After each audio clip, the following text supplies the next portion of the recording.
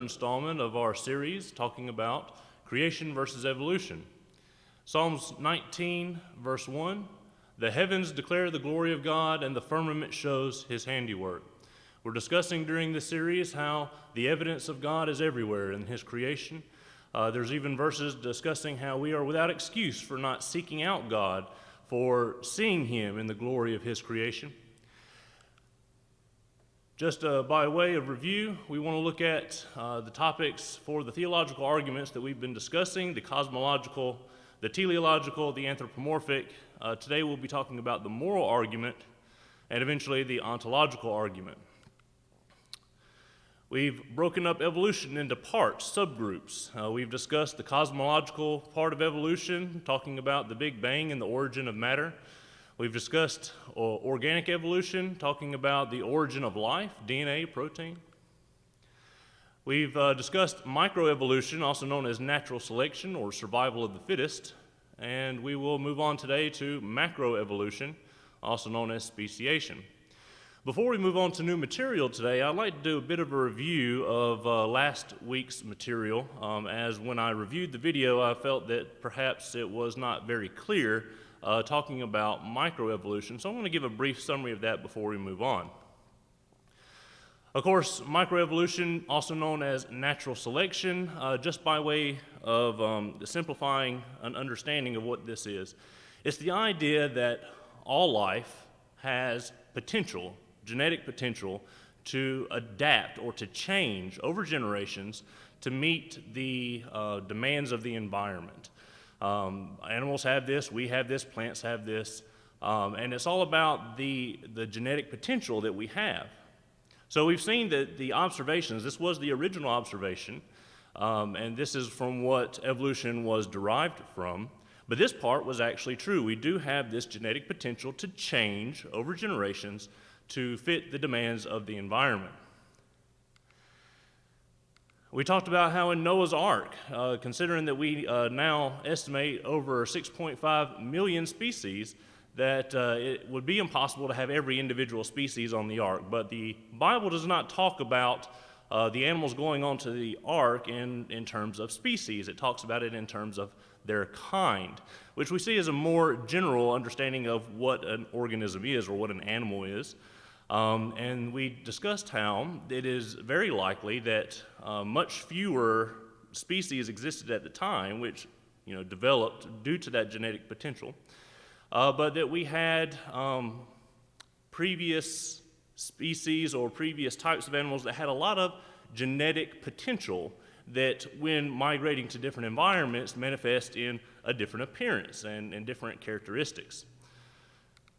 Now, we ended that class talking about mutation, and that's where I think it probably got pretty dense. And I just wanted to, very general terms, the reason we're talking about mutation when we're talking about microevolution is because we need to understand where the source of that potential, that genetic potential, came from.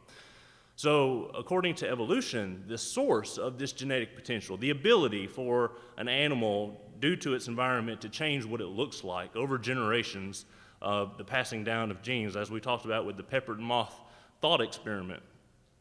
Where did this genetic potential come from? Well, they suggest that it comes from mutation, that our genes constantly go through mutation, errors when it tries to duplicate or copy itself, and that those mutations can result in new proteins. And I keep saying proteins. I want to clarify, when I talk about proteins, these are really the building blocks of life. It's not just the stuff that you eat in the candy bar, or you have the different drinks that have high protein.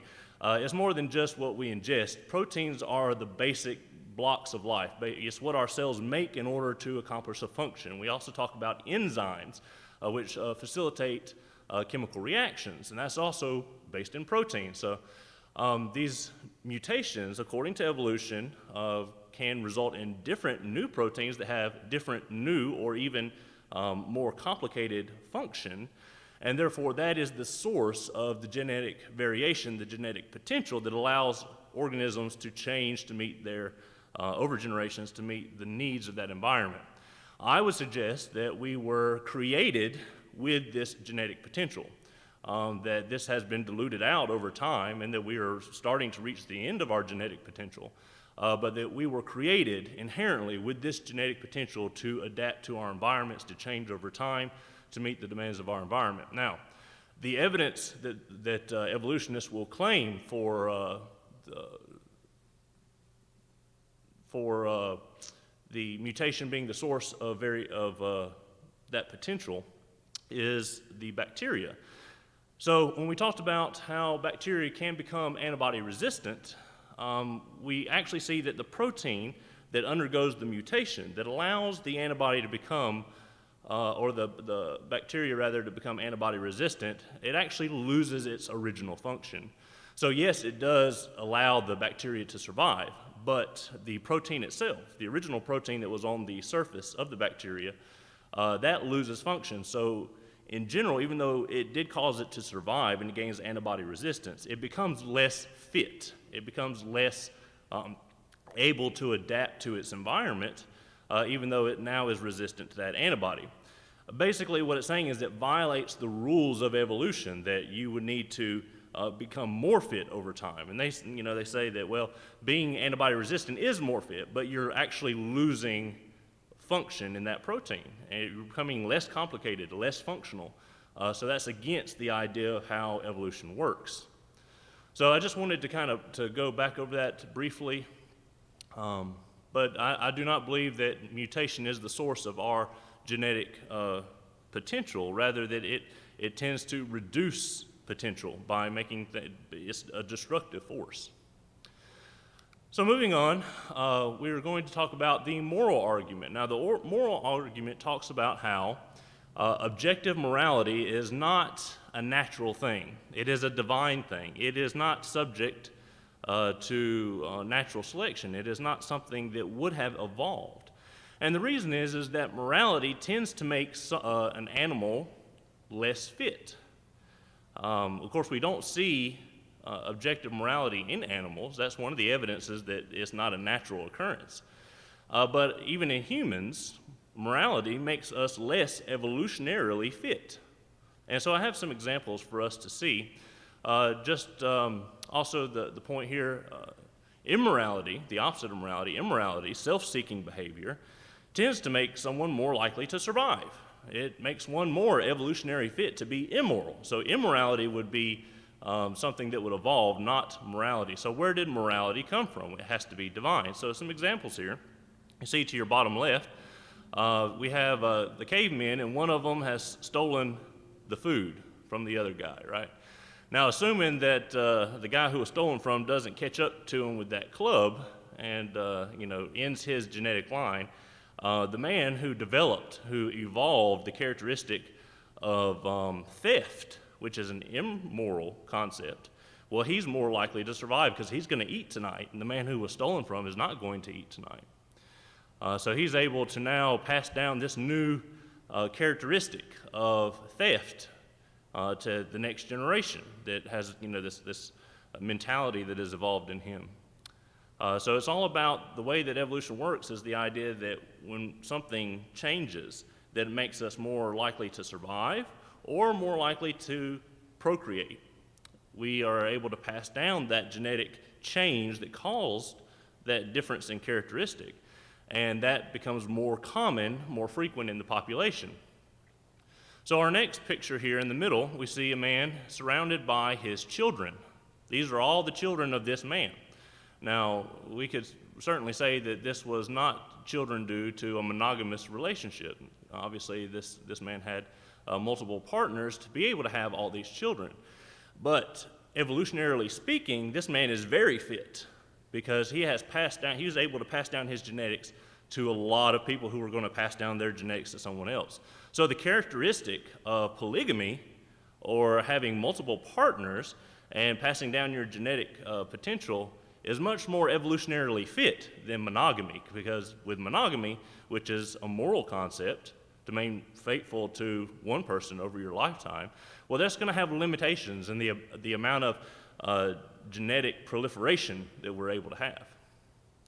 In our third picture here to the bottom right, we see a man who has developed a moral concept.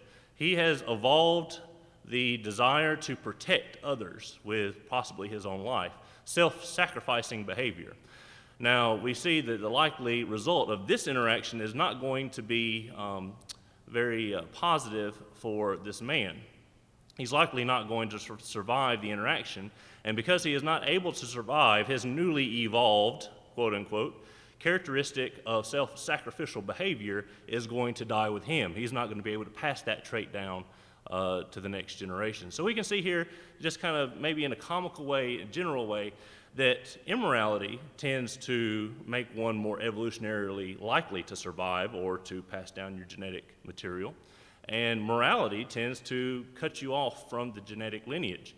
It either leads to less survivability or less ability to procreate and pass down your genes. So what is the alternative? If it's not naturally occurring, if it doesn't make someone more fit to develop morality, where did morality come from? It can't have evolved. So we see that morality comes from God. It is a divine characteristic, part of being made in the image of God, and it's something that we have that is unique to us, that is not seen in the animal kingdom, and that is the alternative. It does not occur naturally. It occurs because it was given to us, just like our genetic potential. Our sense of morality comes from God. Moving on, looking at the last subcategory of evolution that we were going to discuss is macroevolution. This is also known as speciation, and it is the idea that you can go from a very simple life form to more complicated life forms using microevolution. So we just discussed earlier microevolution, the ability to change to meet the needs of your environment due to your genetic potential. So this is an extrapolation of that concept. The idea that we can change some to meet the needs of the environment has been taken way beyond its reasonable conclusion to suggest that we can even change the kind of species, the kind of animal, from the single cell to the multicellular organism to something as complex as algae, and on up the chain you go to monkeys, to humans, and you can see here that this is a gross over-extrapolation of that concept. So what is the evidence for macroevolution? So one of the pieces of evidence they look at is homology, and that's referenced in this picture to the top right. Homology is the idea that we are the structure of animals, most animals, especially the kind that, I forget the specific terminology, that we have a mirrored image on each side. If you split us down the middle, we would look the same on either side. There's a technical term for that. It eludes me at this point. But that we have a similar structure amongst these types of animals, that the position of our fingers and wrists and arms, forearms, and all these things, we can it's kind of forced, but you can look at other animals and see that kind of orientation of bone structure. And similar biological characteristics you can see across different kinds of animals, vastly different animals. I mean, we're talking about different kinds, biblically speaking, different kinds of animals.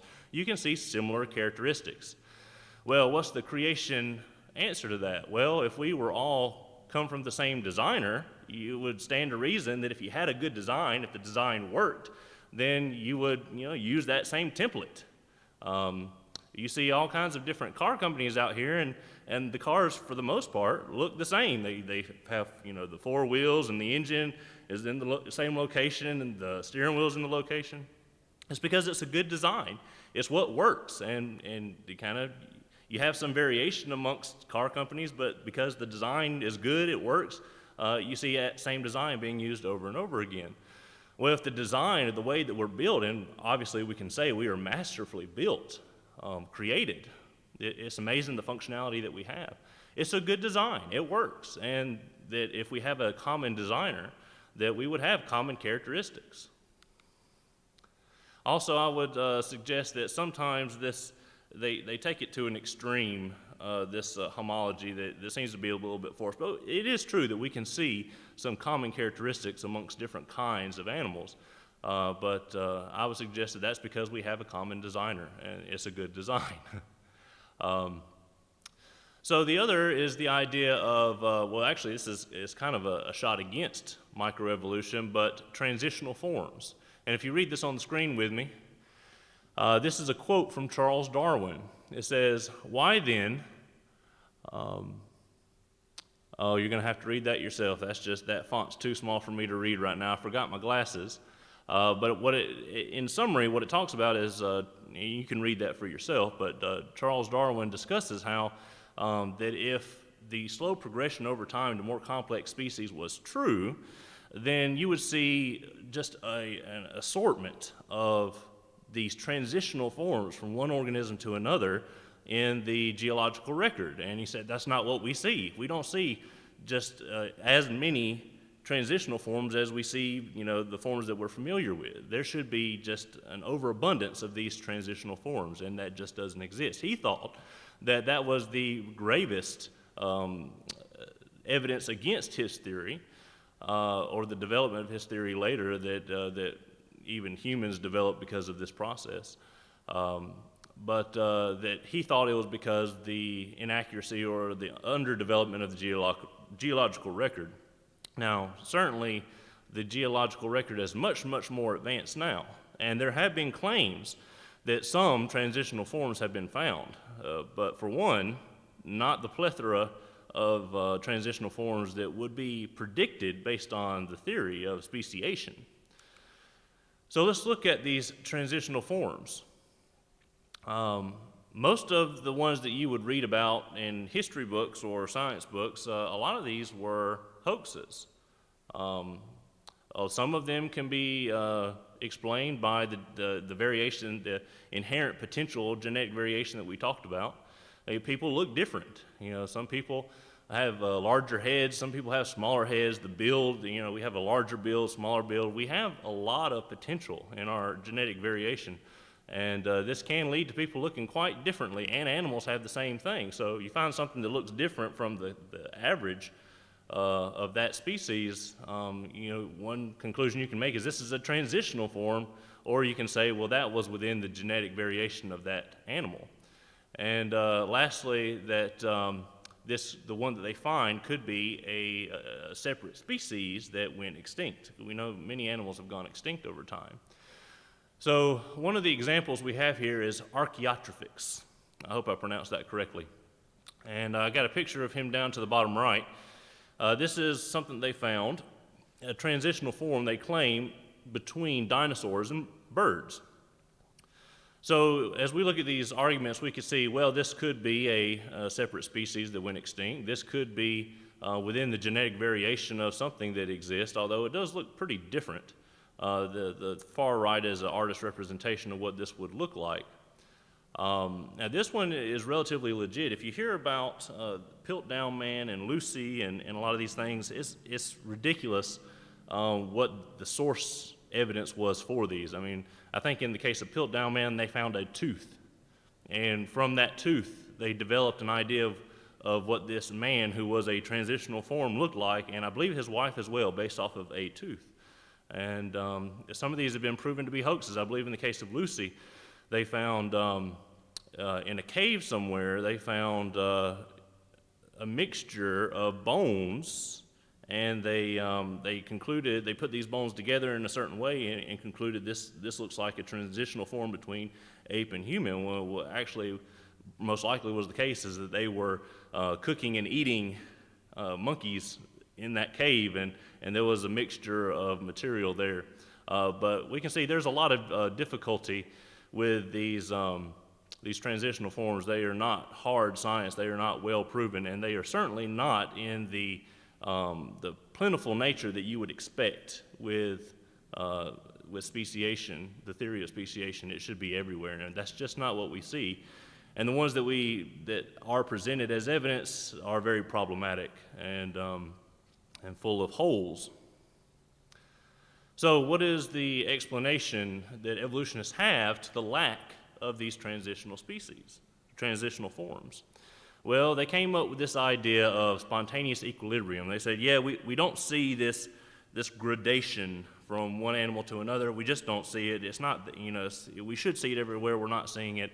So they developed this idea of spontaneous equilibrium, which is to say, they said there was an event that happened, something happened that created an enormous amount of evolutionary pressure where things evolved, which should take millions of years, they would claim. These little changes over time by random, and we saw the odds of those things happening are just astronomical. But they said, well, if you have long ago, many years and time, these little changes can accumulate into different characteristics. They said, well, we got to throw that out the window because we just don't see those small little changes happening. We see a big change. So certainly there must have been some kind of event that created all this evolutionary pressure, and these big changes happened all at once across species, all at the same time, just really going against their own concept of how evolution works. These little changes over time, no, they're talking about now we have big changes over a short period of time because of this evolutionary pressure. It's a concept they made called spontaneous equilibrium. So moving from macroevolution on to our last theological argument, the ontological argument, and this suggests that God must exist in order to be conceived. So we might realize that mankind has always instinctually sought after a creator or something greater than themselves. We see this striving towards an idea even in isolated populations. And in South America, we have, like the Aztecs and the Mayans worshiping sun gods and moon gods, and in India and in Africa, all these different civilizations, they come up with different ways of worshiping a god. There are people instinctually seeking God, instinctually, which would, according to evolution, mean that it would have evolved, right? So why would a desire to seek out God have evolved?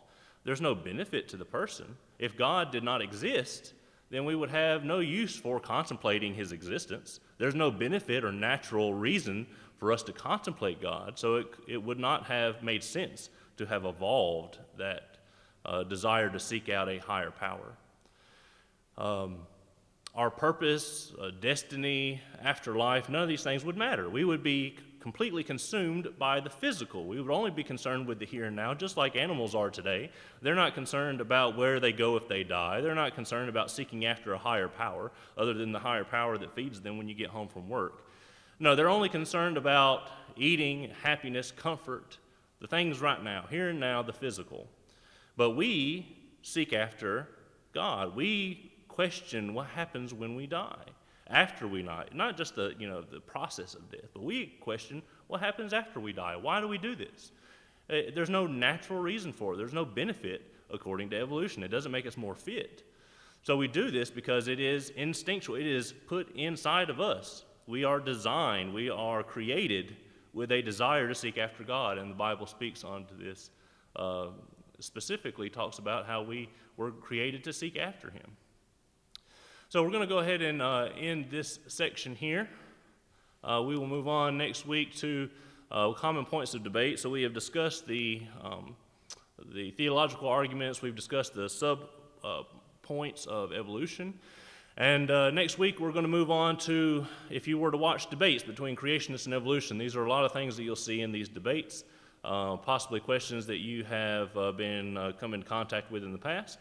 And please also, as a reminder, if you have any questions about some of the stuff that we've gone over going into the future, please leave those in the comments. And assuming that I have some questions and some material to work with on the last class, we will address that in the last class. So please do leave those comments.